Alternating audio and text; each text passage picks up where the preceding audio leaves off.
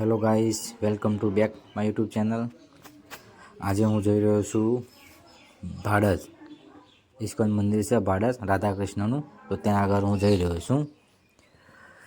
અહીંથી અમદાવાદથી વટવા હું રહું છું, બરાબર. વટવાથી 30 કિલોમીટર છે ભાડજ.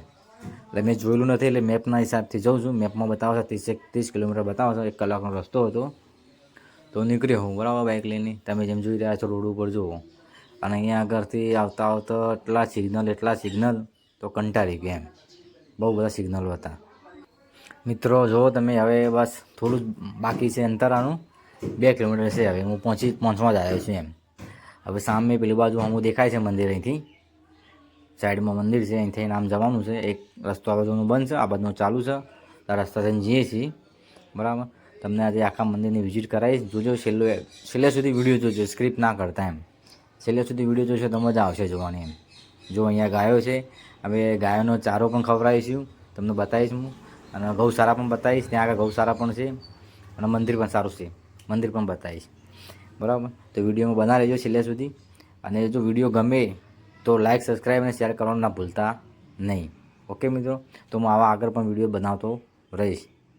જોઈ શકો છો તમે, મંદિરે પહોંચી ગયો છું હું. હવે તમને મંદિરનું એન્ટ્રન્સ બતાવું. મંદિર ક્યાં આગળ છે, કેવું છે. જો સામે દેખાય છે તે રાધા.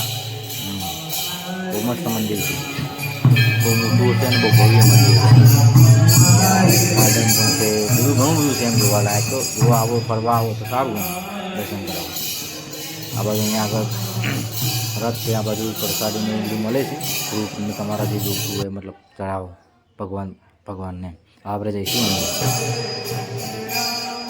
બાજુ જોઈ લો તમે, આ બાજુ બેઠા પણ પેલી બાજુ રહેવા માટેનું છે બધું, જે લોકોને જવું હોય તે. ગાઈસ તમે જોઈ શકો છો, હું આવી ગયો છું રાધા કૃષ્ણના મંદિરમાં. અંદર કૃષ્ણ ભગવાન, આઈ લવ કૃષ્ણ. બધા લોકો બેઠા છે અહીંયા આગળ. ભજન કીર્તન ચાલી રહ્યા છે. ગાર્ડન બતાવીશ તમને, અને રાધા અને ગૌશાળા પણ કૃષ્ણ બતાવીશ. પેલું મસ્ત દેખાય છે અંદર. જુઓ, મંદિર તો બહુ સારું જ છે. તમે એક વખત આવશો તો તમને સારું જ ગમશે. જવાનો રસ્તો છે, આ બાજુ ગૌશાળા છે, અને અહીંયા આગળ છે ને એટલા માણસ બધા ભજન કીર્તન કરી રહ્યા છે. જો ફોટો કેટલો મસ્ત લાગે, ગૌ સેવા. અને હું હવે અહીંયા વિડીયો બનાવું છું. અહીંયા આવો, મસ્ત મંદિર છે. સારી રાધા કૃષ્ણનું ઇસ્કોન મંદિર કહેવાય ભાડજમાં. બહુ મોટું મંદિર છે. અહીંયા આગળ બહુ ઘણું બધું છે. અહીંયા આગળ ગાર્ડન છે, ગૌશાળા છે, જમવાની ફેસિલિટી છે. તમે જોઈ શકો છો. જેમ હું આવ્યો છું ગૌશાળામાં જઈ ગયો છું. અને તમારા પર પાછળ દેખાય છે એ બધું ગાર્ડન, પાર્કિંગ ને એ બધું છે. તમને બતાવું હું ગૌશાળા. જો આ બધી ગાયો હોય અહીંયા આગળ ગૌશાળા સારી, ઘણી બધી ગાયો છે અહીંયા આગળ ગૌશાળામાં. લોકો અહીંયા આગળ ચારો ખવડાવે છે અને પાણીને બધું પીવડાવે પણ છે. બધું ઘણું બધું છે અહીંયા આગળ. ચારો ખવડાવે છે. જો હું પણ ખવડાવી રહ્યો છું ચારો. અહીંયા ગમણ છે, આ શું કહેવાય, ગમણ. ત્યાં આગળ બધા ચાર પડી છે, બધી ચાર ખવડાવે છે લોકો. તો હું અહીંયા ખવડાવું છું, અને બહાર પણ હું તમને બતાવીશ. હમણાં હું પણ ખવડાવીશ ચારો. જોઈ શકો મિત્રો, આ ગાર્ડન છે, મિત્રો.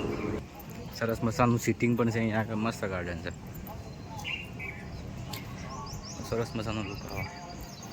રાધા કૃષ્ણના મંદિરમાં, આ ભારતમાં બહુ મોટું મંદિર છે. અહીંયા ગૌશાળા છે, બધું તમને બતાવ્યું તો ખરું. મેં જોયું તો હશે જ તમે. ગૌશાળા ને બધું છે અહીંયા આગળ. આ દેખાય ને પાછા મંદિર. સરસ મંદિર છે, બહુ મસ્ત. સૌથી બેસ્ટ મંદિર આવ્યું છે રાધા કૃષ્ણનું.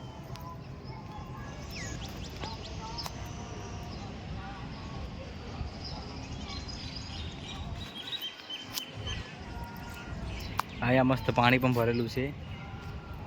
જુઓ મિત્રો, એટલું સરસ મજાનું છે અહીંયા આગળ. એક વખત તમે અહીંયા આગળ મુલાકાત લો. બહુ મસ્ત સરસ મંદિર છે અહીંયા આગળ. મને તો બહુ જ ગમ્યું છે. અહીંયા આગળ આવ્યો હું તો પહેલી વાર જ આવ્યો. અમદાવાદમાં મંદિર છે અહીંયા ભાડજમાં, પહેલી વાર આવ્યો. હજી હું બીજા 2-3 મંદિર છે ઇસ્કોન મંદિર, ત્યાં પણ જવાનો જ છું. એના પણ હું બ્લોગ બનાવીશ ને મૂકીશ. તો તમને આ વિડીયો ગમે અને તો લાઈક અને સબસ્ક્રાઈબ ને શેર કરજો.